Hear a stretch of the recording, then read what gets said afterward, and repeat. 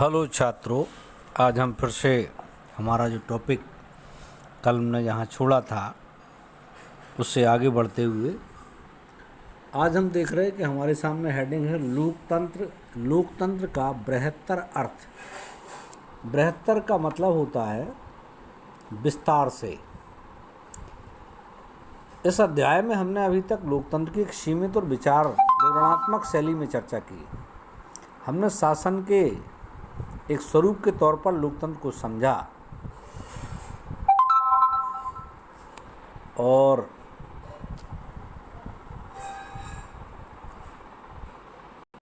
जिसमें हमने ये पाया कि हमारे समय में लोकतंत्र का सबसे आम रूप प्रतिनिधित्व वाला लोकतंत्र। प्रतिनिधित्व का मतलब होता है कि हमारे द्वारा चुने हुए प्रतिनिधि, जिन्हें हम सांसद और विधायक कहते हैं। हम जिन देशों में लोकतंत्र होने की बात करते हैं वहाँ सभी लोग शासन नहीं चलाते, बल्कि उसमें से कुछ चुने हुए लोग ही शासन चलाते हैं। सभी लोगों की तरफ से बस बहुमत को फैसले लेने का अधिकार प्राप्त होता है। ये है उसका मतलब। आधुनिक लोकतांत्रिक व्यवस्था में इतने अधिक लोग होते हैं कि हर बात के लिए सबको साथ बिठाकर सामूहिक फैसला कर पाना संभव नहीं हो सकता। दूसरा, अगर यह संभव हो तब भी हर नागरिक के पास हर फैसले में भाग लेने का समय, इच्छा या योग्यता और कौशल नहीं होता है कि हर आदमी उसमें भाग ले और वो उसमें सही जानकारी बता पाए, क्योंकि ज़रूरी नहीं कि उसके पास वो योग्यता हो या वो भाग लेने का इच्छुक ही हो।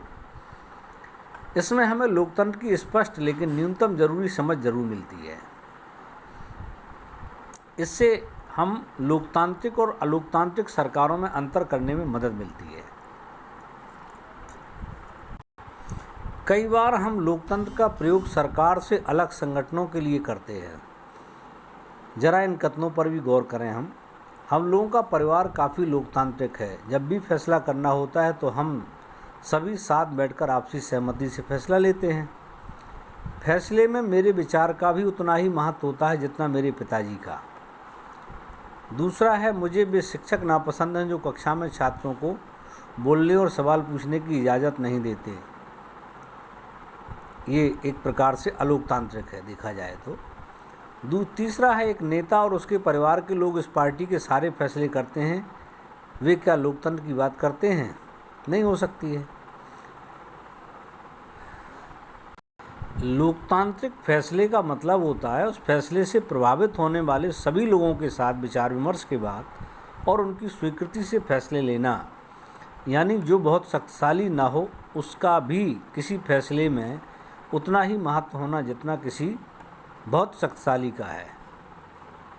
अगर हम वास्तविक लोकतंत्र की बात करें तो ये तभी आएगा जब किसी को भी भूखे पेट सोने की ज़रूरत नहीं रहेगी। दूसरा है, लोकतंत्र में प्रत्येक नागरिक को फैसला लेने के समान भूमिका निभानी चाहिए। इसके लिए वोट के समान अधिकार भर की ज़रूरत नहीं है, बल्कि हर नागरिक को इसके लिए सूचना की भी समान उपलब्धता होनी चाहिए।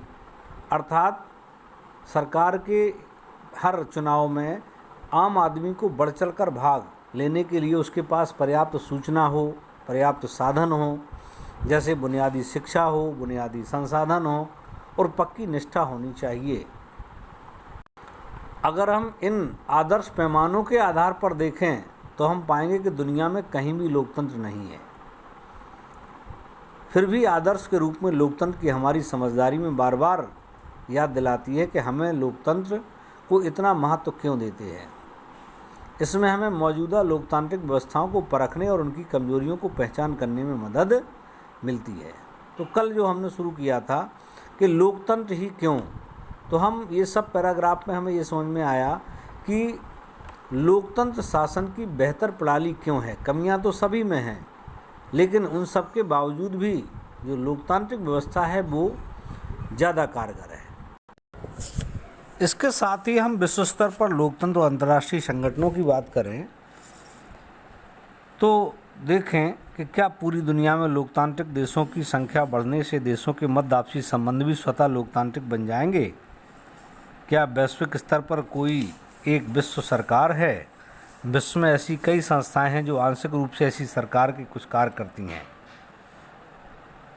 ये संगठन विभिन्न देशों और लोगों पर उस तरह का नियंत्रण नहीं रख सकते जैसा कोई सरकार रख सकती है, लेकिन वे ऐसे नियम जरूर बनाते हैं जो सरकारों के कामकाज की सीमा तय करते हैं और उनके लिए दिशा निर्देश देते हैं। जैसे संयुक्त राष्ट्र संघ ने कई नियम बनाए हैं जो अधिकांशतः देशों पर लागू होते हैं। संयुक्त राष्ट्र संघ विश्व भर के देशों का एक वैश्विक संगठन है जो अंतर्राष्ट्रीय कानून, सुरक्षा, आर्थिक निकाय और सामाजिक समता के मामले में परस्पर सहयोग स्थापित करने में सहायता करता है। इसी प्रकार एक और संगठन है जिसको हम कहते हैं संयुक्त राष्ट्र संघ की एक संस्था है सुरक्षा परिषद। सुरक्षा परिषद का काम है कि विभिन्न देशों के मध्य शांति और व्यवस्था को बनाए रखना, सुरक्षा बनाए रखना। यह एक अंतर्राष्ट्रीय शांति दस्ता बनाकर हमले करने के खिलाफ कार्रवाई कर सकती है। एक प्रश्न आता है कि जब विभिन्न देशों की सरकारों को पैसे की आवश्यकता होती तो उन्हें उधार कौन देता है?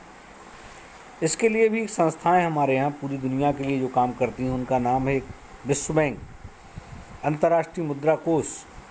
ये उधार देने से पूर्व संस्थाएं संबद्ध सरकार के अपना हिसाब किताब रखने को कहती हैं और उनकी आर्थिक नीतियों में बदलाव का निर्देश भी देती हैं। तो इस प्रकार हम देखें कि अंतर्राष्ट्रीय स्तर पर जो हमारा हेडिंग था कि लोकतंत्र का बृहत्तर समझ, तो उसमें ये देखा कि विश्व स्तर पर भी कुछ संस्थाएं हैं जो दूसरे देशों में सीधे तो हस्तक्षेप नहीं कर सकती, लेकिन निश्चित है कि उनके द्वारा बनाए गए कानून को दुनिया के सभी देश लगभग फॉलो करते हैं, तभी वो उन सारे संस्थाओं के साथ जुड़े रह सकते हैं।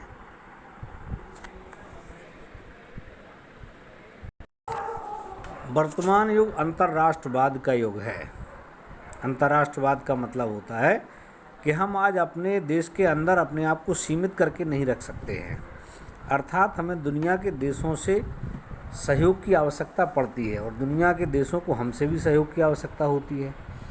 वर्तमान में हम एक विश्व, एक राज्य की कल्पना करने लगे हैं।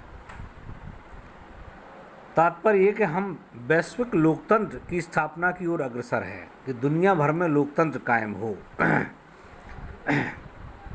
विश्व के विभिन्न देशों की तरह विश्व स्तर पर न तो कोई सरकार है और न ही उसके आदेशों के पालन करने वाले लोग हैं।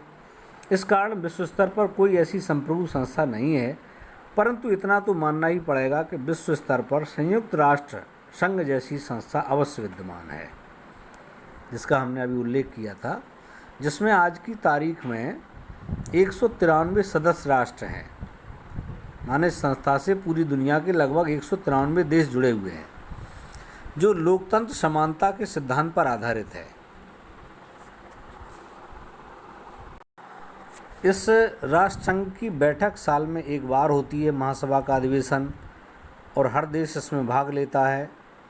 हर देश को वोट डालने का एक वोट है हर देश का।